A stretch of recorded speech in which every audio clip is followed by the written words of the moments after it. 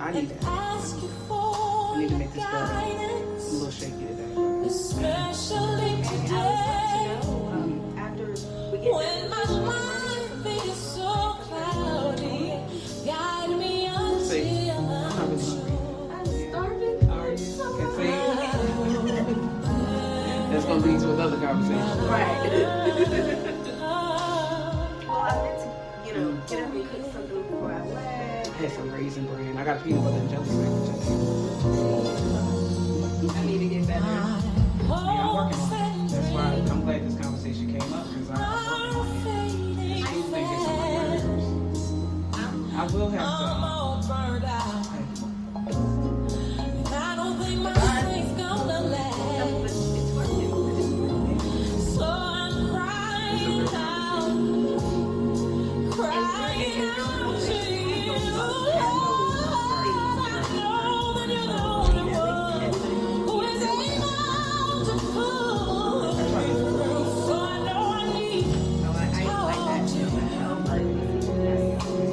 and ask you for your guidance, especially today when my world seems so cloudy. Lord, guide me until I'm sure Right, Get a salad. right. There's no sex. I know. There's nothing Oh yeah, yes I do. Right. And I got a break. I can't have chicken. I eat it though. My husband gets on me, but I had to develop some kind of allergy. Let me make the same mistake. When I was drinking, I had went on this diet. When I was on weight, a lot of weight reduction, I had gotten off of dairy milk and I started drinking like almond milk, rice milk, and stuff like that. For whatever reason, I couldn't eat eggs anymore. Like it would make me nauseous, like really sick. Like milk. And I love cheesesteak, like everything. Yeah, that's anything I have made. I can't have it. Yeah, I cook for my husband. I can't have it.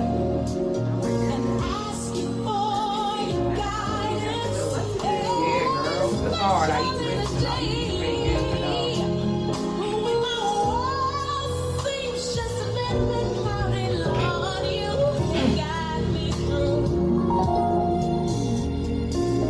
That's why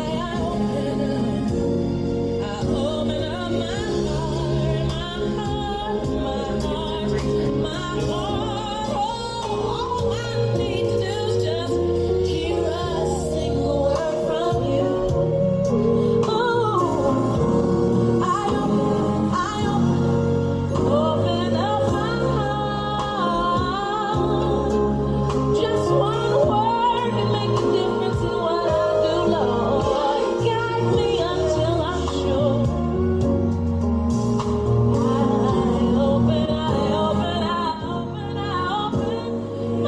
All right. We are opening up our hearts and our minds this afternoon on Look, Listen, Louisville, and we're having this conversation about food. It's a funny thing, even talking about food and our vision for food security here in America, here in our local community in Louisville and Kentucky. This is just a conversation to, either justify the facts or your thoughts or your opinions, or just help you to briefly understand the facts about hunger and the lack of food to those that need it. And Lisa and I, Lisa Williams and I, we just, it's a big benefit to have food in your home. Yes. You understand? And we're not talking your food stamp benefit. We're not talking, that's a whole nother conversation in itself too, because that's during the break. That was my thought about this governmental setup when it comes to obtaining food. Like we already talked about the process, right, Lisa? We talked about that. The hoops and the barriers that you may have to overcome in order to get pantry meals or something from a food bank. Right. But not only that, we talk about, and I'm a political person on a lot of levels, and when our president was speaking on how, cutting that benefit, you understand. However, because this is society and culture here at Look, Listen, Louisville, and dealing with our urban culture, that benefit being abused. Yeah. I always say we are at sometimes our own worst case study. You understand, in our community, meaning that we always have been shown in a unpositive light, in a negative light on a lot of levels, right? Right. However, we create these situations that allow people to see us in a negative light. And that's that benefit, abusing that food stamp benefit, that EBT benefit. You got women going out getting their nails, hair done, exchanging EBT benefit for other favors or money or whatever it is. You find yourself doing that. And I always wanted to tap into that mindset. You got this benefit. Why are you selling it? Why are you, you understand, why are you manipulating the system, Right. with food? And you got people in your community that are hungry. You understand? But then you get mad when this benefit is taken away. But these are the abuses, and I told you, FOOD. Right. Look at how, you understand, look how it's going into different areas, how this conversation is just kind of, streaming into a lot of our problems in our culture, and just to breaking these barriers with these benefit abuses. What do you think about the benefit abuses? Of course, it's very out there in the open. You can tell that it's very much happening, and it hurts me to say this, but Right. it's still, I feel like it's still gonna happen. I mean, regardless of how much you try to control it, how much you try to, take it down, it's gonna happen. But what I do feel like is I feel like more people are aware of, hey, we are, this is something we're doing that's not right. And maybe we can find, other ways of, getting our nails done, getting our hair done or something. And with them taking a view at, maybe I don't have enough food in the house this week. Right. Maybe using a little bit more of the benefit properly. Right, using the benefit properly, and then the manipulation, food manipulation. That's manipulating that benefit for the sake of your priorities being out of order. Right. Basically, like we talked about in the beginning, it's about accountability. It's about your priority. You understand? It's time to put the priority back on the people in our culture. We got to kind of tighten up. A lot of us are guilty of doing certain things in this situation when it comes to food, whether it be to deprive a child of food for whatever the reason, whether it be to deprive yourself of food, whether it be not checking on your elders that don't have food, or for a fact that grandma, grandpa in that nursing home does not have the proper nourishment. You understand? And we kind of turn a blind eye, or we judge that cousin that may be out there with problems with addiction. You understand? And they come by hungry. Oh, you can't come over here because you'll steal something else. I mean, it's just a lot with that. Right. It's a lot. That conversation, listen, Louisville, what do you think about it here at Power 106 FM KY? Hopefully I can get, next week I'll get it set up where you can call in on this conversation. We're just trying to have a conversation that's pretty much, I don't even say real, but that really, I'll say really affects us. Yeah. 2020 hindsight, it affects us. It's affecting us.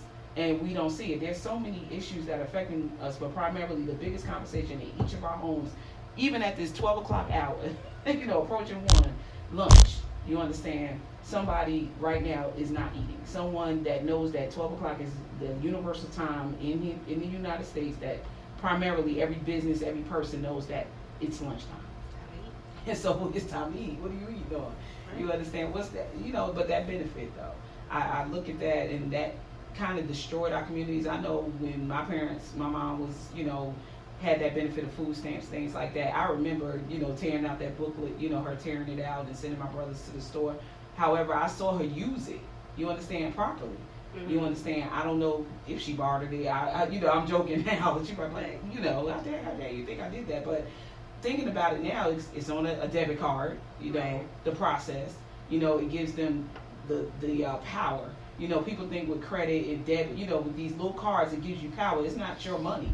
Right. Understand? It's a benefit and it's a privilege that can be taken away, just like that card, your driver's license, or any ID. That's a privilege to have that you pay for. However, taxpayers are paying into this benefit for you to have food, but then also, government is putting the reins on food, by having the food pantry. Like, I had to go to a little process with my nonprofit.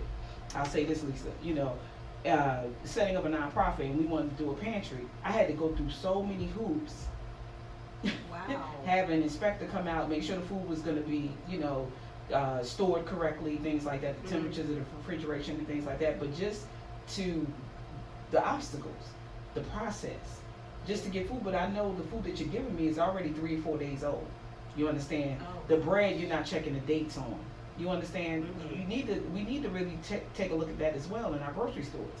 This food that's being priced high. Right. You understand? Is shelf life is depleting every day, and then we're grabbing it. We're not reading our labels. We're not reading these dates, things like that on these SKU numbers. You get where I'm going with this? Yes. And so it's the barriers. But this stuff is gonna waste. I don't understand. What do you think? I never could understand that. I think Vegetables go to waste quickly. I think that is a big part of where we do need to be accountable to, as we Right. said earlier, is checking our dates. As you said, checking our dates, checking our, our store, how we're going to store things. Right. Because we're a part of that too. Right. We're part of that problem. Yeah. That increased problem of food waste and how millions and millions upon millions of homes right now are really, lacking. And food insecurity and the lack of food and not enough food for your household members, that has to change, especially how it affects us and how we are managing things. God made us stewards over things, and I bring up God because that's my inspiration and however you seek. So, to just tell you that, to just put that as a disclaimer, I may refer to that, but that's my, what my go-to, what talks to me in my spirit about how to handle and how to manage. And here we're to be stewards. We're the steward over the things that we attain and be placed in our hands. And I believe that I'm so glad that you brought this topic to the table today, Lisa. I mean, this food thing, it's a struggle. Yeah. It could be a real struggle. It could be a real line drawn in the family. You understand? Oh yeah. Food fights. Yeah, I was gonna say it's a real hindrance. It's a real hindrance. It can be a hindrance. You understand? And then you got good food and good food labels in your house one day. And then you buying everything great value the next day, or Kroger Right. brand the next day. You understand that imagery with food? Like you have to have the name brands in order to feel like you're getting the best cuts of this or the best cuts of that. What do you think about that? I do not. I mean, I know that some people have brand loyalty, but I feel like that's Right. where we can be shorting ourselves as well. What is the difference? What quality difference? Right. What's the quality difference between the brands? Right. Explain that to me. Right, Can right. somebody And that's tell the me? biggest divide with getting access to food as well. But we'll talk about that on another time, on another hour of Look, Listen, Louisville. I appreciate all that listened today, and I appreciate you tuning in. And I hope that you'll come back on Wednesday from 12 to 1 where we inform you and we invite you to listen to important, impressive people in your community. And also, we just look forward to seeing and hearing from you on next week where we'll have you call in and talk to us and answer some of these questions with us so we can come up with a solution to eradicate hunger in our community. Thank you for tuning in to Power 106 FM KY at 12. Thank you. And it's almost 1, Lisa. Let's get out of here. You know it.